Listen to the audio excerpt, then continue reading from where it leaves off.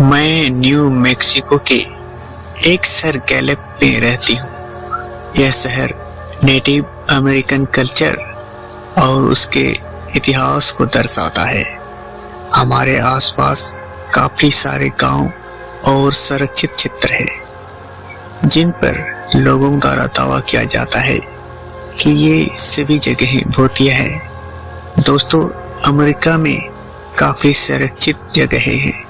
ये जगहें इसलिए संरक्षित है क्योंकि ये जगहें उन जनजातियों की है जो अमेरिका में मूल रूप से शुरू से रहती आई है।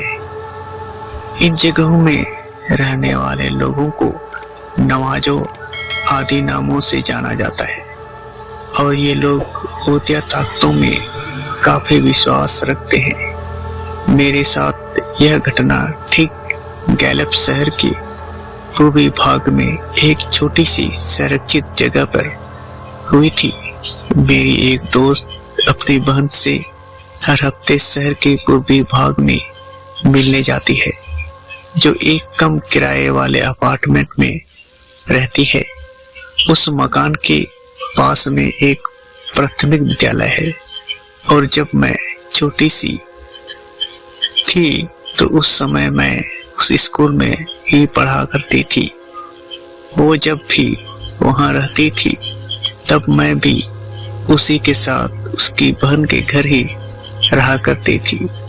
रातों में जब हमारे पास करने को कुछ नहीं होता था तो हम अपार्टमेंट के बाहर बने पार्क में घूमते थे। एक दिन जब हम वॉकिंग करते हुए थक गए थे कि हमने चलना बंद कर दिया था।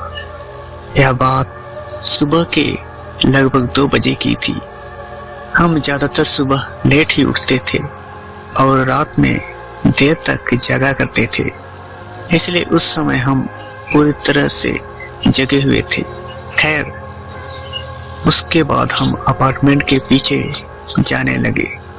यह वो इलाका था जहाँ पर कोई लाइट नहीं थी और यहाँ काफी सारी झाड़ियाँ थी और एक मैदानी इलाका था जहाँ की जमीन पर कई सारे गड्ढे थे जो कि कुत्तों के द्वारा बनाए गए थे।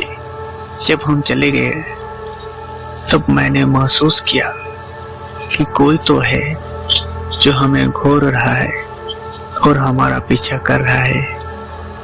तो मैंने आसपास देखा और वहाँ कोई भी नहीं था। जब मैंने वापस आगे देखने के लिए मुड़ी तो मेरे दोस्त ने एकदम से मेरा हाथ पकड़ा और वो डरते हुए बोली कि हे भगवान, वो क्या है? मैंने जब देखा तो मुझे कुछ भी नहीं दिखाई दिया। उस समय हवा थोड़ी तेज चल रही थी और हमारे सामने कुछ पेड़ थे, तो मैंने सोचा कि शायद पेड़ की पत्तियां हिल रही है। मैंने उससे कहा कि डरो मत, यह बस हवा के कारण हो रहा है, इसलिए चलती रहो।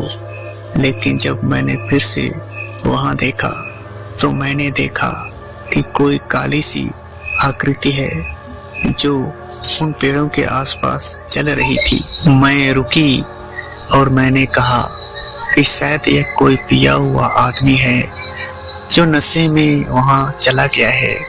मैं अपनी दोस्त को डराना नहीं चाहती थी, इसलिए मैंने शांत आवाज में उससे पूछा कि क्या तुम वापस घर चलना चाहती हो? हालांकि मुझे ऐसा लग रहा था कि वो जो कोई भी उन पेड़ों के पास है वो सही नहीं है, पर उसने कहा कि नहीं, हम लगभग स्टोर तक पहुंच ही गए हैं, इसलिए चलती रहो। जब हम चल रहे थे तब हमने पेड़ों के बीच में एक जोरों की हलचल सुनी।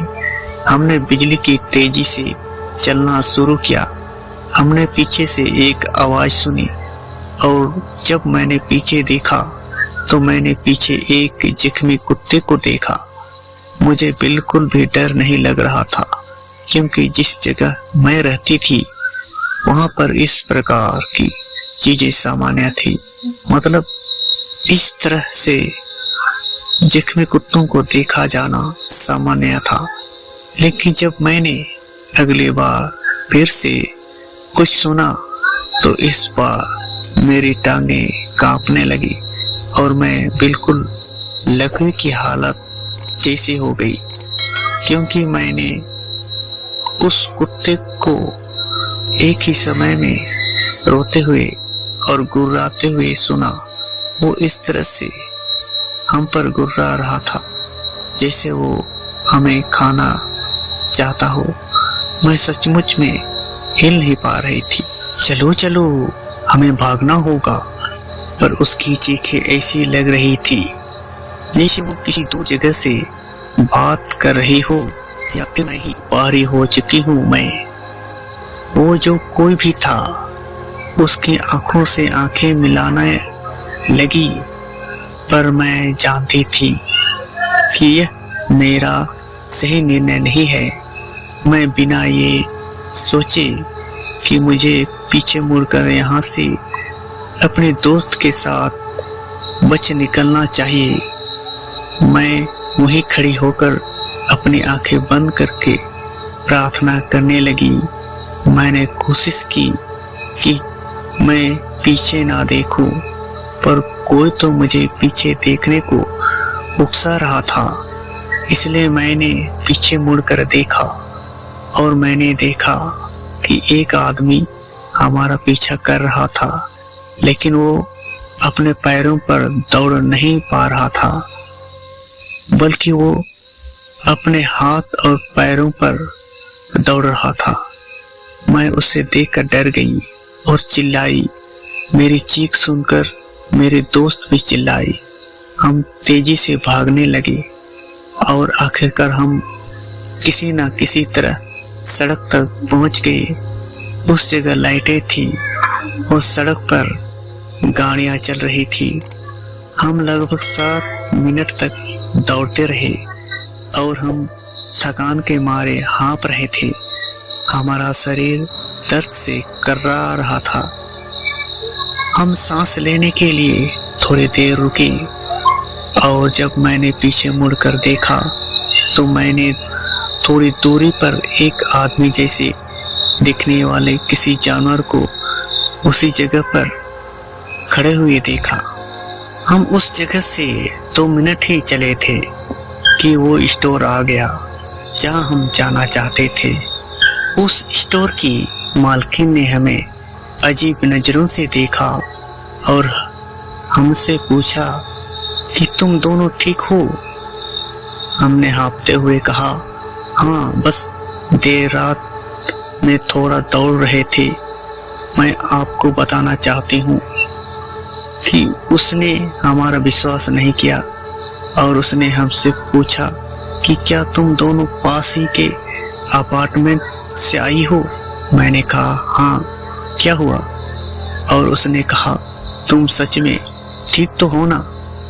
हमारे पास पैसे नहीं थे, पर फिर भी उसने हमें पीने के लिए पानी की बोतल दी और उसने हमें अपने घर छोड़ने को भी कहा।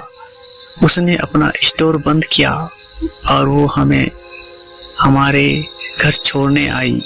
जब हम वापस से उन पेड़ों को और झाड़ियों को देखा तो हम सभी ने किसी न किसी चीज को देखा, लेकिन उस औरत ने हमसे उस चीज को इग्नोर करने को कहा और अपनी आंखें को बंद करने को कहा।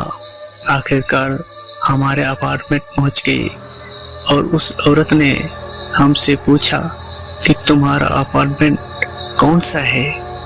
अपार्टमेंट डी, हमने कहा।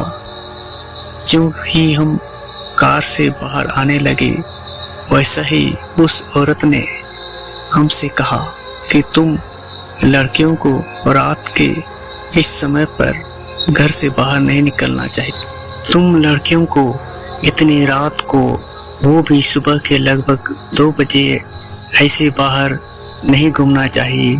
अपने आप को सुरक्षित रखो, ठीक है? हमने अपना सर हिलाया और उसे गुड बाय और थैंक यू कहा। उस रात के बाद हम फिर कभी रात के 12 बजे के बाद अपार्टमेंट से बाहर नहीं गए। मैं उस रात को जब भी याद करती हूँ तो मैं डर के मारे कांप जाती हूँ। मुझे नहीं पता कि वो जो हमारा उस दिन पीछा कर रहा था वो क्या था, पर जहाँ पर मैं रहती हूँ वहाँ इसे स्किन वॉकर नाम से जाना जाता है। तो बस दोस्तों, ये थी आज की छोटी सी हॉरर कहानी कैसी लगी आप लोगों को? कहानी अच्छी लगी हो तो चैनल को सपोर्ट जरूर कीजिएगा और कमेंट करना बिल्कुल ना भूलिएगा। तो बस दोस्तों, आज के लिए इतना ही। फिर मिलते हैं नई कहानी में, तब तक के लिए आप सबों को जय हिंद।